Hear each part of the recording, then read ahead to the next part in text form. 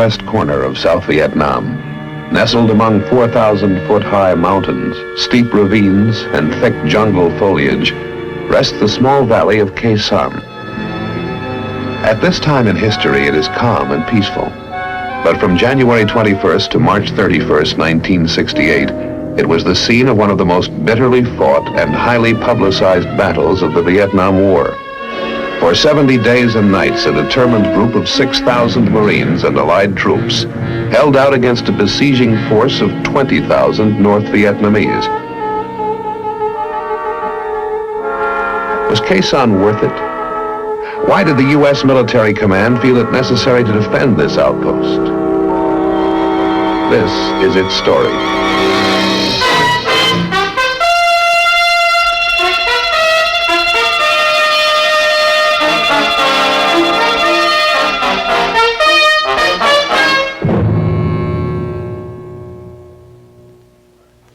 Many times I'm asked what part I think Khe Sanh will play in the history of our country, and it's almost impossible for me to evaluate it since I was so close to the situation.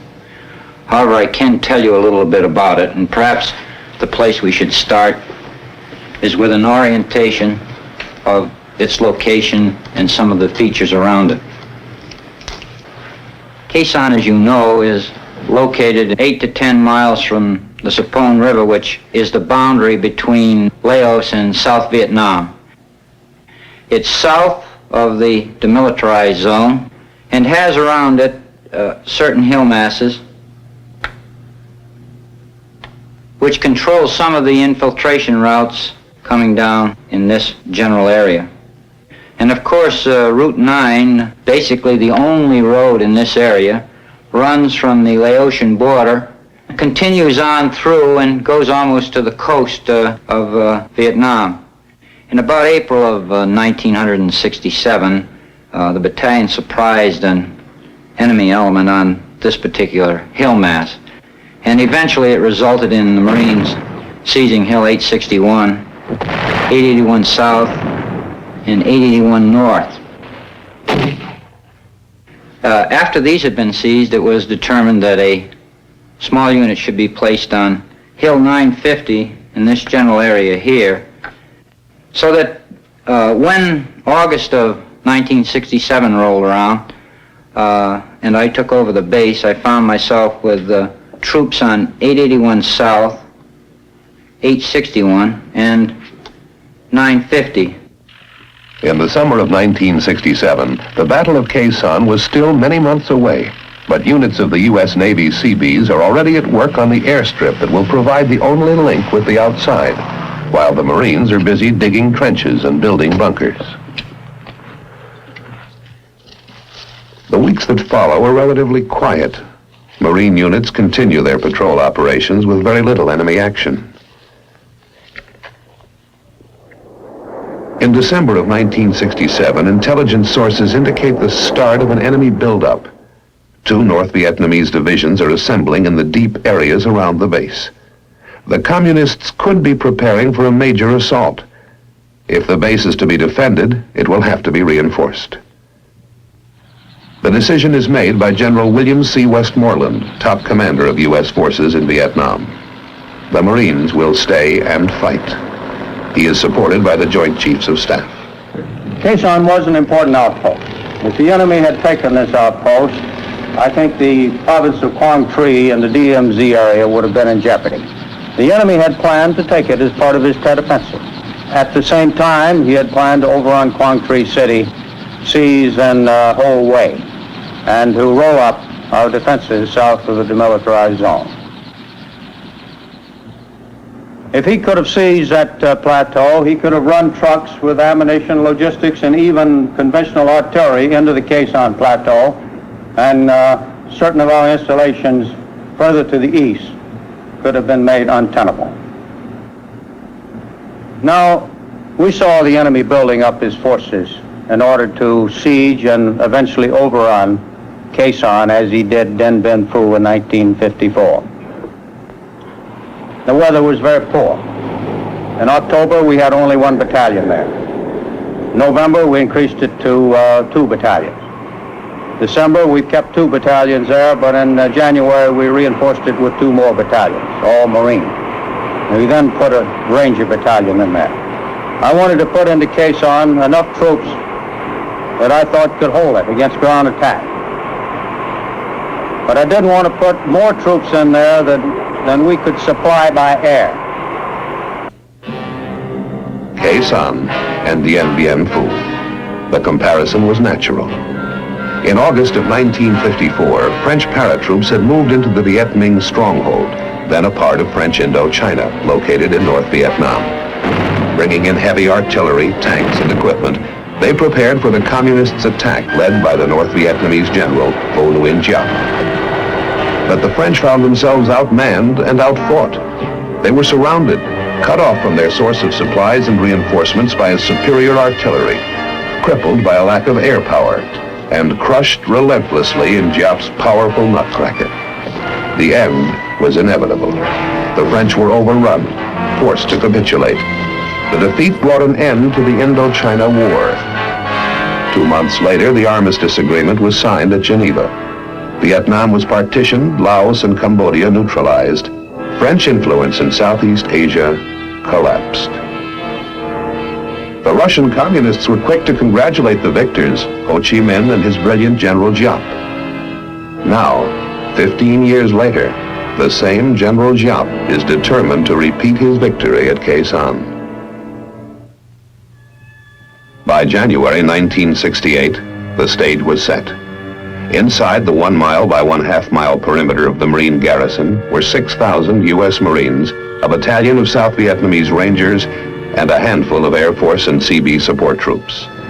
Burrowed in bunkers and hidden under the triple canopied foliage that covered the surrounding slopes was the largest and best equipped force ever mustered by the enemy, 20,000 North Vietnamese Army troops. On the 19th of January, there was a recon patrol which had gone out in this general area north of Hill 881 North, and ran into considerable trouble, and it really developed into quite a tense situation. But eventually we were able to get them out and brought them back to Hill 881 South. So the next day it was decided that we should go out and clean out this enemy force which had evidently come in the 881 North area. So we sent one of the companies from 881 South towards 81 North, and they banged head-on into what evidently was a NVA battalion. This was a day-long fight, and by nightfall they were still in contact and heavy action, and with nightfall coming on, we withdrew them back to Hill 881 South. We had plans to go out the next day, but then on the morning of the 21st, about 0500 in the morning, the base received heavy mortar, rocket, and artillery fire. Almost simultaneously, Hill 861 came under attack from about a battalion-sized NVA force, and that no sooner got started than down here in Khe Sanh village, CAC unit came under attack by about a battalion. So we had 3 things going at once, and naturally my concern was with all of these forces which are around me. As you can well imagine, I began to become concerned that they might start closing the base. However, it didn't take very long to really upset me when, in a few minutes later, after this whole thing is boiling to a pot, that the ammo dump went completely up and there was rounds flying all over the place.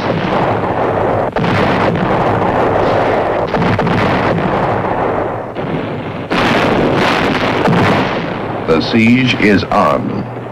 The North Vietnamese launch a massive artillery attack. The Americans counter with record airstrikes and artillery, and the B-52s start their aerial bombardment. U.S. commanders predict a major North Vietnamese offensive just before the Lunar New Year on January 30th, or just after it. This could develop into the biggest confrontation of the war. The weather is on the side of the North Vietnamese. Communist gunners time their attacks to take advantage of the mist closing in on the airfield that hampers American planes from striking back. January 29th. American intelligence reports presence of a 4th North Vietnam regular division in the Khe Sanh area, bringing the total estimated enemy strength in the area to approximately 40,000 regular troops.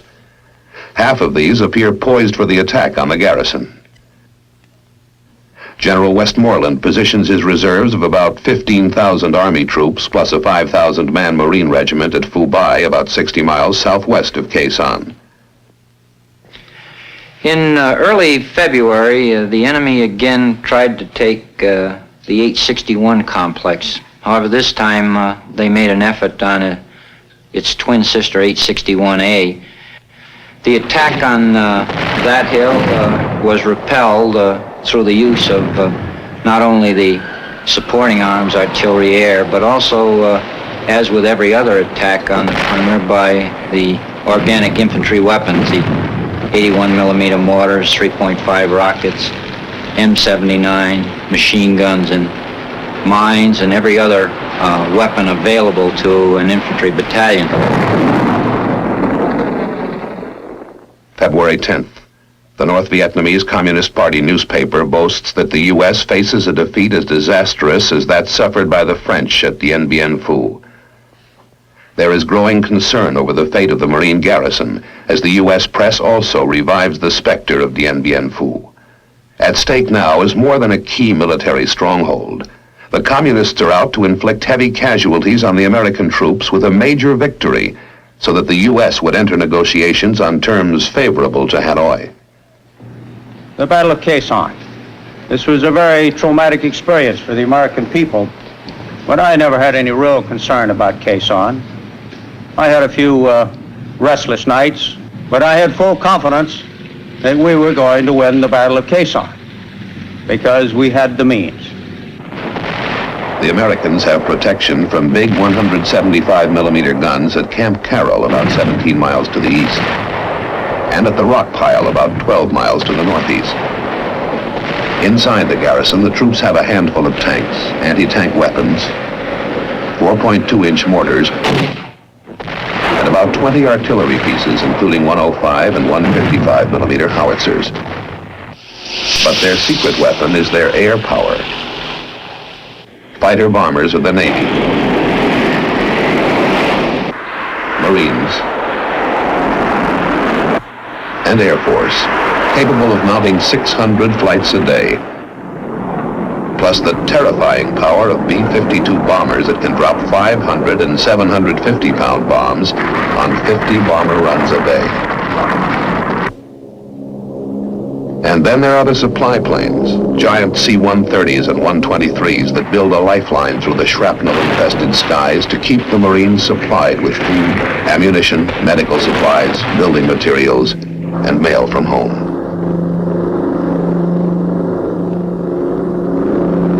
And according to our calculations, we could supply Khe Sanh by parachute drop, and we had prepared ourselves for this contingency some 18 months before.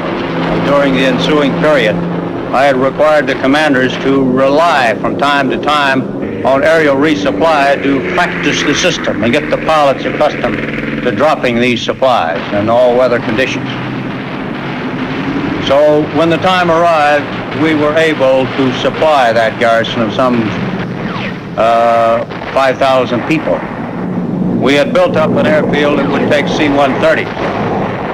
And we put radar on the airfield, or GCA actually, so that we could bring in C-130s and 123s in all weather. And when it got too hot for them to land, having lost a couple of C-130s, then we started bringing them in for low-level extraction, where the supplies would be dropped or let to the ground from the air platform by parachute. The result, of course, was that we supplied them.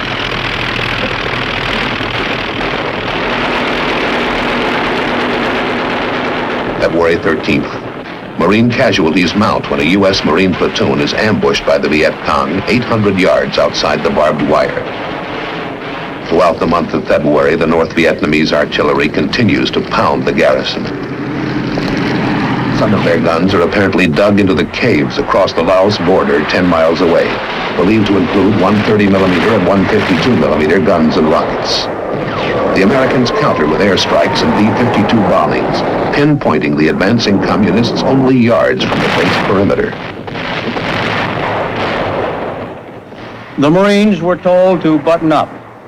I told them to confine their patrols to close-in patrols for their own security, because I did not want them venturing too far afield where men would get killed and wounded or lost, so that we could not afford to put our firepower in the area where we knew they were located. And we started pouring it on. And that's the thought that came to mind when I called this Operation Niagara. And this is exactly what happened. The bombs fell all the month of February and all the month of March. Arclight is the code name for these terrifying bombers. Coming in at 20,000 feet and literally destroying the target area with their 500 and 750-pound bombs. The North Vietnamese troops are forced to dig in, keep their heads down, and concentrate on avoiding being scorched by napalm or pulverized by the bombs. When bad weather comes, and at night, they bomb by radar, pinpointing their targets by means of a ground-controlled system called Sky Spot.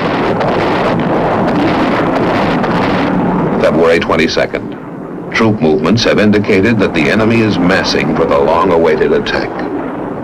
The defenders waded out, sandbagged bunkers and trenches, their position surrounded by tangled coils of barbed wire studded with explosive charges and claymore mines. The incoming artillery fire, rockets, and mortars of the enemy continue to pound the garrison.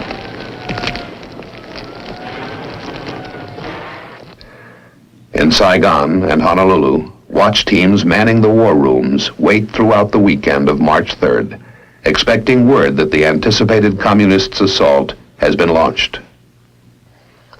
From the communists' viewpoint, the weather conditions are ideal, and American intelligence reports indicate that the all-out attack should come early Monday morning. But it does not develop. Apparently, the communists are unable to mass their troops for the attack because of the airstrikes and heavy bombardment.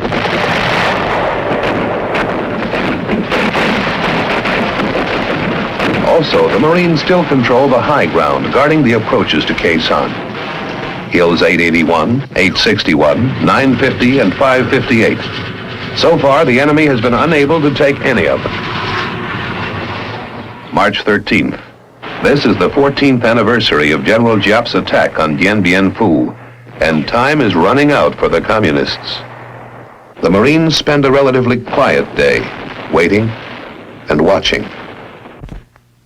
As I reflect back on it, I can remember that the news stories coming out were talking about the agony of Khe Sanh and so forth and so on. I'm reminded of the story of and I know this to be true because I was standing there, Italian newspaper man came in and went around the base for a little while, met a lot of people and talked to people, and then he come back over and he said, everybody you talk about the agony at Khe Sanh. He says, I see no agony. He says, you got it the apple, you got it the orange. He says, but on the other hand, I don't see any ecstasy. And I think this is probably the way that all the men felt, that there was certainly no joy to it, but that the agony, there was none. The morale was good and outstanding, and everybody had a job to do and did it.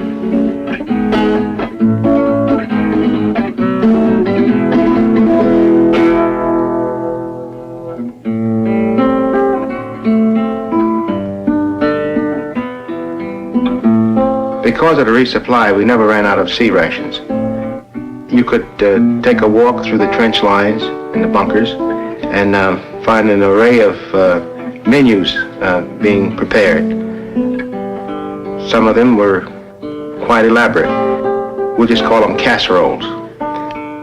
Of course, these casseroles had various names. Several in particular that I remember, we'll call Khe Sanh Special, think that was beef and chicken cooked, stewed together.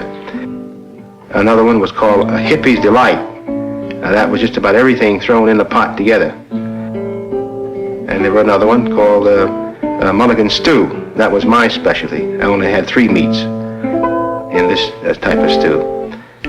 We beefed it up with hot sauce and meat sauce, and it was quite tasty. March 26th, the enemy closes in, digging tunnels and working their trenches close to the base perimeter. 5 times they have probed the garrison's defenses, hitting the perimeter in battalion strength. But each time they're thrown back. The enemy is still unable to mass for the all-out attack. March 27th. The enemy has withdrawn 1 of his 2 divisions, and substantial elements have been withdrawn from a 2nd North Vietnamese unit. Now the heavy U.S. bombing and airstrikes only heighten the desire of the remaining North Vietnamese troops to get out as the monsoon lifts and the weather clears. The Marines move out of their trenches and bunkers to seek and engage the enemy on the ground. And on the 1st of April, the weather broke, and we were able to exercise our contingency plans by moving the 1st Cavalry Division, reinforced by a regiment of Marines, up Highway 9 to make a ground link-up, and the Marine engineers opened Highway 9, and we've been rolling trucks over it ever since. These are the relief troops of Operation Pegasus, 30,000 men strong, a joint force composed of the 1st Air Cavalry Division of the U.S. Army and South Vietnamese troops. Sweeping down from the narrow highway from the north, they see little of the 2 North Vietnamese divisions that had surrounded the base. The enemy has left, silently pulled out and given up the battle, leaving in his wake a scarred and churned up landscape, blown up and destroyed bridges that must be rebuilt before the convoy can proceed, and hidden mines that must be found and exploded. Fleets of helicopters lift men and artillery into the hills surrounding the base.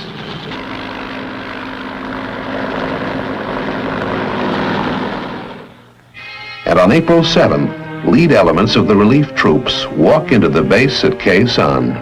The long siege is over. It is my conservative estimate that 15,000 men were knocked out of action during that period of time.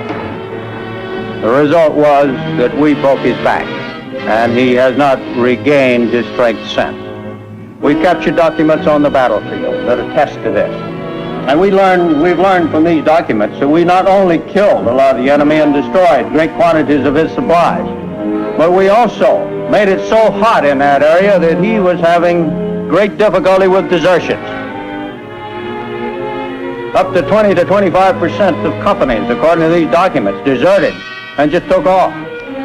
And I think this is the first time in history where a siege of that magnitude has ever been broken by air power, but it was. And once it was broken by air power, and this was our strategy, it was exploited by a ground operation. But his back had been virtually broken when the ground troops arrived. The aerial bombardment on the North Vietnamese at Khe Sanh was the most intense in the history of warfare. In all, from January 19th until March 31st, more than 103,000 tons of bombs were dropped on the besieging force. Navy, Air Force, and Marine pilots flew more than 24,000 sorties, including 2,500 by B-52s. In addition, the enemy was pounded by more than 100,000 rounds of artillery and mortar fire. After Marine units moved out of Khe Sanh into the surrounding terrain, they discovered hundreds of North Vietnamese bodies in shallow graves. Total enemy casualties for the period were estimated at more than 15,000. Marine losses were 204 killed and 1,622 wounded and evacuated.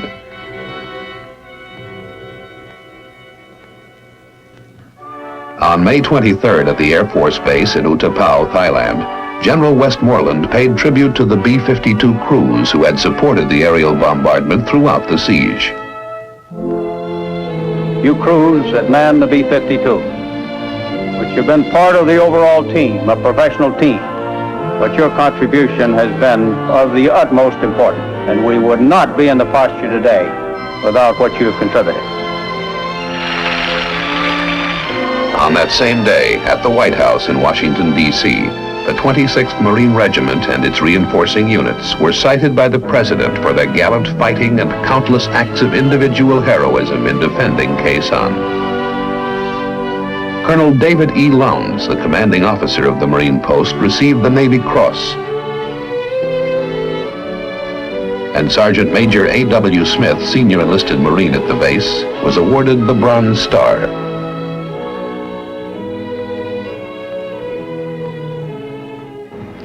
Some have asked what the gallantry of these Marines and airmen accomplished. Why did we choose to pay the price to defend those dreary hills? The fortress at Khe Sanh straddled critical supply and infiltration routes that the North Vietnamese were using. Route 9, which it commanded, was to be a major avenue for the enemy into populated areas and into the cities of South Vietnam.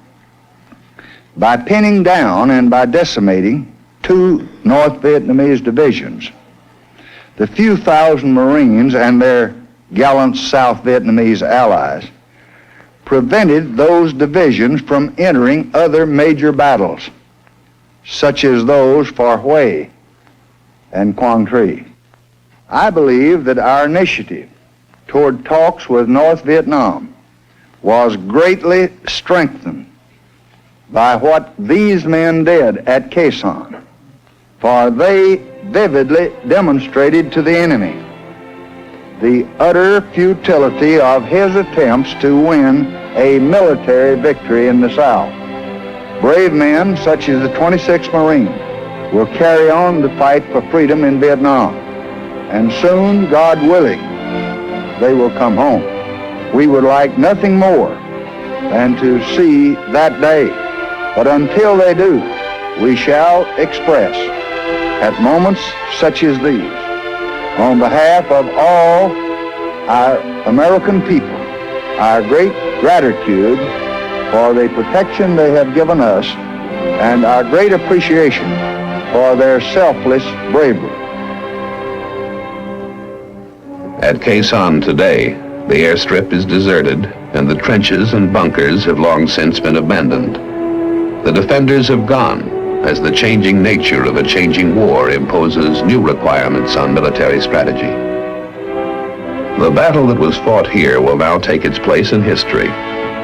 Perhaps someday historians will call it the most important single battle of the Vietnam War. Only time can determine that.